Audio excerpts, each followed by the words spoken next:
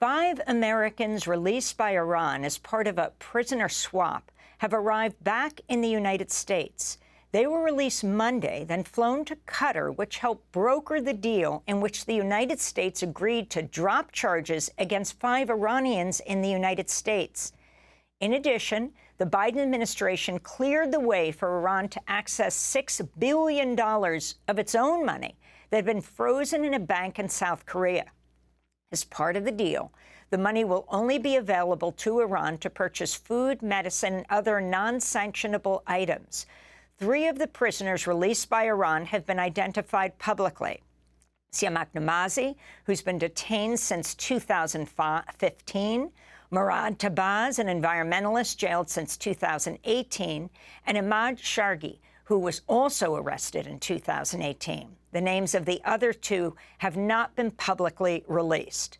The 5 prisoners flew on Monday from Tehran to Qatar. They were joined by 2 other Americans who'd been barred from leaving Iran. Secretary of State Tony Blinken praised the deal. Just a few minutes ago, I had the great pleasure of speaking to 7 Americans who are now free from their imprisonment or detention in Iran, out of prison, and now in Doha, en route back to the United States to be reunited with their loved ones. 5 of the 7, of course, had been unjustly detained, imprisoned in Iran, some for years. 2 others had been prevented from leaving Iran. I spoke to them after they landed in Doha. I can tell you that it was, for them, for me, an emotional conversation. It's easy in the work that we do every day sometimes to get lost in the abstractions of foreign policy and relations with other countries, and forgetting the human element that's at the heart of everything we do. But today, their freedom, the freedom of these Americans for so long unjustly imprisoned and detained in Iran, means some pretty basic things. It means that husbands and wives, fathers and children, grandparents can hug each other again, can see each other again, can be with each other again. So it's a day that I'm grateful for. Of the 5 Iranians who had their charges dropped, 2 have asked to stay in the United States. Another 2 have returned to Iran, and the 5th is going to an undisclosed country to be with family. Some Republican politicians in the United States have criticized the deal. Texas Congressmember Tom Cotton described the deal as, quote, shameful, and accused the Biden administration of, quote, paying ransom to the world's worst state sponsor of terrorism. That's Arkansas Senator Tom Cotton. But family members of the detained Iranian Americans praised the Biden administration's efforts. In a statement, Ahmad Shargi's sister, Neda, said, quote, this is my brother, not an abstract policy. We are talking about human lives. There's nothing partisan about saving the lives of innocent Americans, and today should be a moment of American unity as we welcome them home. The prisoner swap also came as the Biden administration announced new sanctions on Iran's former president, Mahmoud Ahmadinejad, and Iran's Ministry of Intelligence for their involvement in what the Biden administration described as, quote, wrongful detentions. The prisoner swap took place 2 days after the death of 22-year-old Mahsa Amini, who died in police custody September 16th, 2022, just over a year ago, after she was arrested by Iran's so-called morality police, accused of not wearing her hijab properly. Her death sparked months of protests in Iran, a severe crackdown by Iranian authorities. Rights groups estimate 500 people were killed, more than 18,000 arrested over the past year. Ahead of the anniversary, Iranian police detained Mahsa Amini's father, warned him against commemorating his daughter's death. To talk more about the U.S. Iran prisoner swap and U.S. Iran relations, we're joined by Negar Mortazavi. She's an Iranian-American journalist, host of the Iran podcast, senior fellow at the Center for International Policy. Welcome back to Democracy Now!, Negar. Why don't you start off by talking about the significance of this trade, of the deal that was made, and then we'll talk about the protests. Good morning, Amy. Let me just make a very quick personal note. This is also very emotional for many of us Iranian Americans. As an Iranian American journalist living in exile who can't travel back to my homeland, specifically because of this issue. This could be me or family members. I actually know one of these prisoners, former prisoners, personally. So this coming back is just a very emotional scene for most Iranian Americans to watch. As far as the policy, I think this is just an example of successful diplomacy between two adversaries, two rivals. It was a long process, very complex process. Iranian and American diplomats didn't even meet in person for these negotiations, for this complex agreement. There was very heavy mediation involved by trusted partners on both sides, mainly the state of Qatar, where diplomats would literally shuttle between hotels where Iranians and American diplomats were staying, and essentially brought this home and were able to choreograph that whole process of the unfreezing of Iranian assets and also the freeing of the 5 each prisoners on both sides. And Negar, what do you make of the timing of this release coming on the eve of the United Nations General Assembly meeting, just as President Raisi of Iran comes to New York? What do you make of that?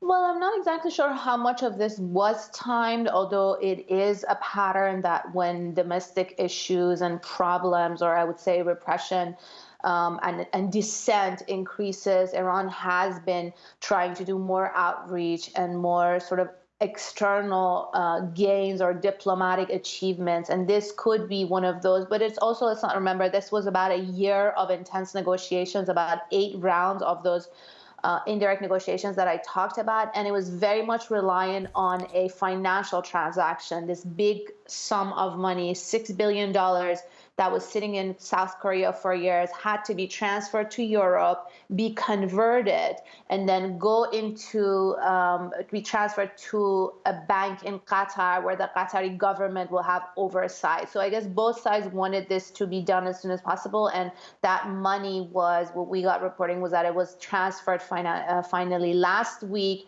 and so these were the steps that came right after it. But I wouldn't be surprised if the Iranians were also trying to time it with the arrival of the president, the Iranian president, into the U.S. in New York for the General Assembly. And of course, this $6 billion, which some Republicans in the United States are calling a ransom, is actually Iranian money that was frozen by United States sanctions. Could you talk about the sanctions and its impact on the Iranian economy and of the people of Iran? Sure, yes. It's essentially ransom paid out of their own pockets. Someone was comparing this to a person going to the bank and taking a hostage and asking to withdraw money out of their own account, essentially. So this was money that was frozen by South Korea, oil revenue at the request of the U.S., or essentially in fear of U.S. sanctions or punishment, and the U.S. basically green-lighted to South Korea or allowed them to unfreeze this money. But the law as far as sanctions hasn't changed. This is an existing humanitarian exemption that has existed under Republican and Democratic administrations when it comes to sanctions law, that certain purchases, very limited purchases, are allowed even for a country that's heavily sanctioned. What are those purchases? Food, medicine, and limited medical supplies. So what's happened is basically a logistical financial transaction where this money was moved from South Korea, converted from Korean won into euros, and now it will be sitting in banks in Qatar with direct oversight by the Qatari government, who will be responsible for paying for the transaction. So the Qataris will not be paying the Iranians. They will be basically paying the suppliers for these humanitarian transactions, and with some oversight also from the U.S., as Qatar is a trusted partner by both sides. So I think this argument is essentially against any humanitarian exemptions to sanctions, which existed as long as sanctions existed, and it gets to the core of the essentially that exemption, which is allowing food, medicine, and medical supplies, no matter what, under any sanction conditions. Negar, Can you tell us who the 5 Iranian Americans are, or why don't we know 2 of those people where we do not see their pictures? And also who the Iranians are, who 2 are asking to stay here, 2 went to Iran, and another to a 3rd country. What were they charged with? They weren't all jailed here, were they?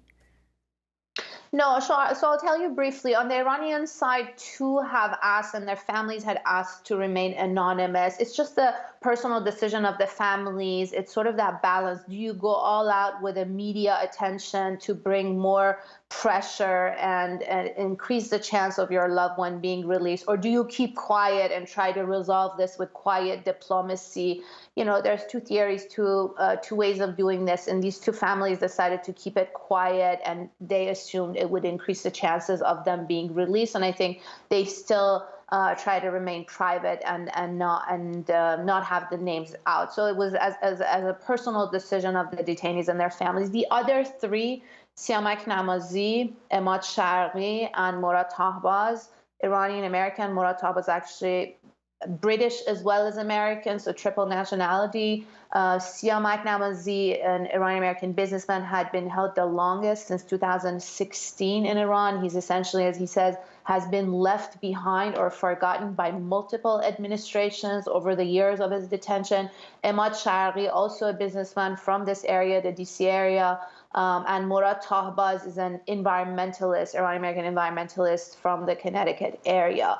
On the U.S. side, the U.S. detention, or the Iranian nationals on the U.S. side, it was all related to sanctions violations. So very specific category, not violent crime, not anything domestic, but essentially federally enforced sanctions and exports violations that these Iranian nationals were charged with, that essentially the government dropped the charges. But some of them were already residents of the United States. One was a resident of Canada. So essentially, I think they're going back. Again, it's a personal decision. They're going back to where their lives and families were, or that decision is just a personal decision. And 1 or 2 have decided to go back to Iran. So it's been very specific categories, and this was also similar to what happened under the prisoner swap during the Obama administration. Negar, I know you have to go, but I wanted to ask you about this anniversary of the killing of Mahsa Amini and her father being arrested, the state of the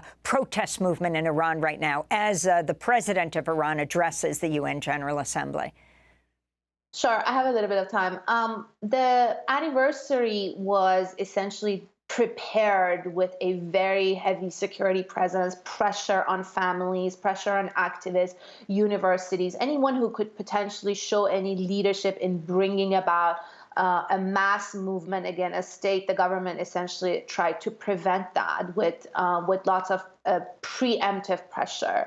But the dissent continues. The grievances are still there. They haven't been addressed: economic, political, and cultural. And I think what we saw over the past year after the death in custody of Mahsa Amini was nothing short of a mass movement, and also essentially a cultural revolution. Women and girls said enough is enough. You can't kill a woman for how she's dressed, which is one reading of the religious attire. And they started defying the mandatory hijab in ways that we haven't seen before. The courage, the bravery, putting their lives and their bodies on the line and saying, I want autonomy, bodily autonomy.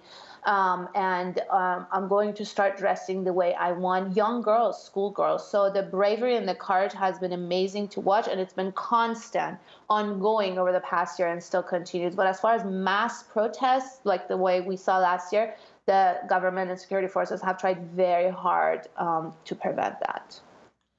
And have there been any concessions by the government in the past year in terms of the rights of women in Iran? I don't think we can call them concessions, but women have been able to push the government back essentially by force, by saying, I refuse. I am risking my life. I'm risking arrest. I'm risking my career, my job. Women have been fired. Businesses have been closed. They get fined. They get tickets if they drive without the headscarf. But nevertheless, they continued. I think the leap, or this giant push that they made over the past year, would eventually happen maybe in the next decade or 2, but it just accelerated it. The killing or death in custody of Mahsa accelerated it, with women essentially channeling this anger into more resistance and more fight. And women in Iran on the ground tell me that there's sort of an unspoken sisterhood, a solidarity, that when they see each other defying the law and not wearing the hijab, they get even more courage, more bravery, and feel like they're not alone. And now there's just so many of them. The Iranian public, the way it looks has been very, very different. It's dramatically changed since it was last year, and I don't think the government can push it back to where it was before the killing of Mahsa Amini. Negar Mortazavi, we want to thank you so much for being with us. Iranian-American journalist, host of the Iran podcast, senior fellow at the Center for International Policy, speaking to us from D.C.